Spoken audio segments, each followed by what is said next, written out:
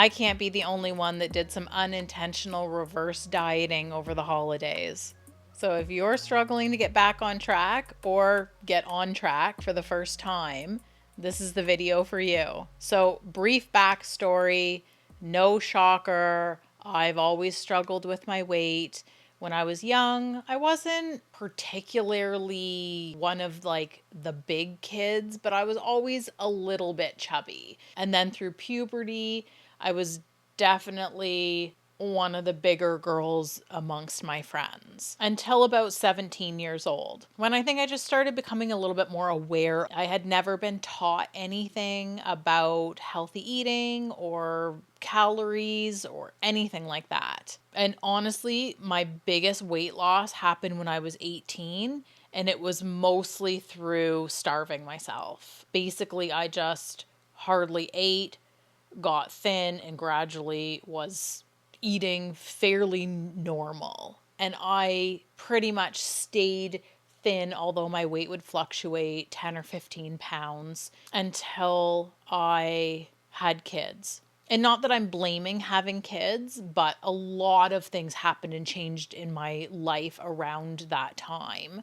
And I've just really never been able to get the weight off since having kids. And that's a long time now. So I've basically gained and lost the same 10 or 15 pounds for the last 15 years. So I was doing really well with eating and working out, and then I had an injury that kind of threw me off track, and then the holidays came, and the next thing I knew, I had gained 15 pounds. So after the holidays, I was like, I got to get back on track. Tracking what I eat is not unfamiliar to me. So I've used other tracking systems like Carb Manager. A lot of people use MyFitnessPal, but it just really wasn't working for me. I found it annoying trying to look up every single thing. And even though I would save things or they would be my frequents, things would get messed up and then it wouldn't be tracking correctly. And sometimes I wouldn't know how to track small things. And I just found it overwhelming. And I really do think that tracking is the key that holds me accountable. So I had started using ChatGPT to create meal plans for me. And then I started this year tracking through ChatGPT. And right away, I was able to lose 10 of those 15 pounds. Now the first 10 came off more easily. Of course, it always does, but I'm still on track with the program and we're all a work in progress. But I'll just tell you, I'm just going to share with you because I'm finding it working really well for me and finding it to be a much easier system. So, if you're familiar with using ChatGPT, you may already know some of this stuff, but I'll just quickly cover it in case anyone is new to using ChatGPT. So, what I do, because I use ChatGPT for a lot of different things, I like to create projects. So, if you create a project, you can then have different chats all within that same project. And you can train ChatGPT to act in a specific way and remember specific things just related to that project. So I create a project, name it whatever you want, and then I have separate chats within that. So like meal plans will be one chat,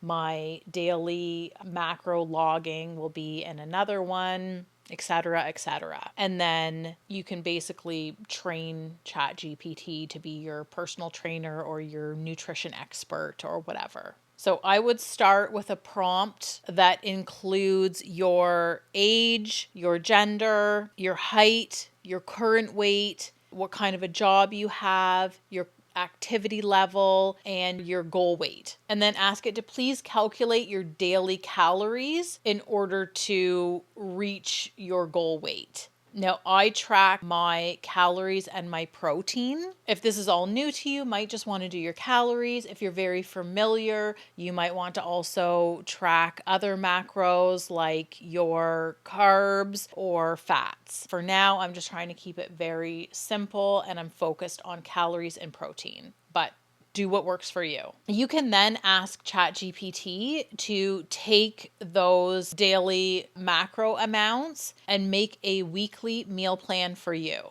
So you can ask it, make me a weekly meal plan, keeping in mind the daily macros required for me to reach my goal weight. And you can tell it specific dietary restrictions or preferences. I always tell it no eggs because I'm allergic, no tofu because yuck, unfortunately, I don't like it. So give it all of your guidelines. You can even include specific foods that you really like. I always tell it to make everything like really flavor packed, and then it comes up with some good meal ideas for me. And then you're going to log all of your food and beverage intake daily. Don't leave anything out. If you put cream in your coffee, if you put ranch on your chicken wrap, include everything. If you drink juice or milk or pop, whatever, include it all. And then ask ChatGPT to calculate your weekly totals and log your weight on the last day of the week. And it's very easy to track all of that within ChatGPT. Now, it's important to keep in mind that ChatGPT can make mistakes.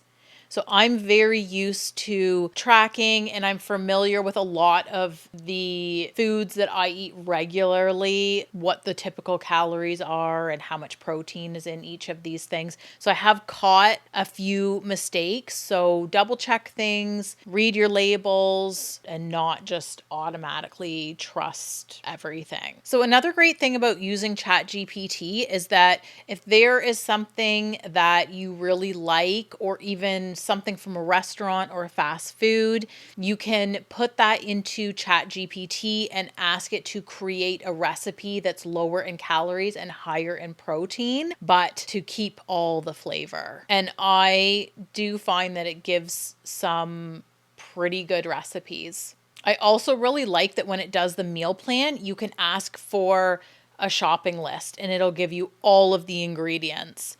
So then for the week, you can just check off everything that you already have in your fridge, in your cupboard, and just go shopping for the specific things that you don't have in stock. So not only am I losing weight, but I'm spending less at the grocery store. And with the price of food these days, that's more than a bonus to me. I also really like that sometimes when I'm feeling snacky and, you just don't know what you feel like, or you want to stay within your macros or to get more protein in that day, I'll ask ChatGPT, feeling like a snack, but I'm not sure what to have. Based on where I'm at so far today, what suggestions do you have for me? And it comes up with some pretty good suggestions where I think that's not a snack that I thought of, but actually that sounds really good. And I haven't felt hungry at all. And my calorie days can really range. So I'm really aiming for a weekly total, not so much daily. If I had to eat the exact same amount of calories every single day, that would be really frustrating for me because my